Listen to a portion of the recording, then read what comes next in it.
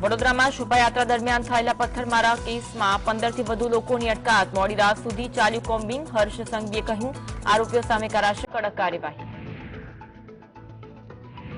જામનગરના ભૂમાફિયા જયેશ પટેલને ભારત મોકલવા લંડન કોર્ટનો નિર્ણય. વકીલ કિરીટ જોશી અને જમીન કૌભાંડના આરોપમાં લવાશે ભારત.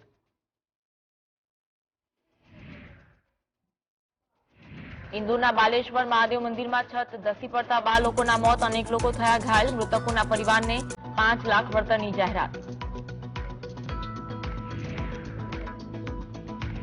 મલ્લિકાર્જુન ખડગેના અમિત શાહ પર પ્રહાર. કહ્યું, ગૃહમંત્રી હંમેશા લોકોને ગેરમાર્ગે દોરે છે. રાહુલ ગાંધીના કેસ મામલે અમારી કાનૂની ટીમે કામ કરશે.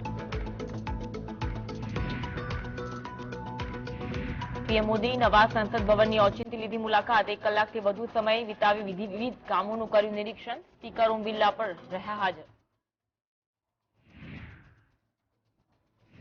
ગુજરાતમાં કોરોનાના વધુ 381 કેસ. ગાંધીનગરમાં મુખ્યમંત્રીની અધ્યક્ષતામાં મળેલી બેઠકમાં કોરોનાના કેસો મામલે કરાઈ સમીક્ષા.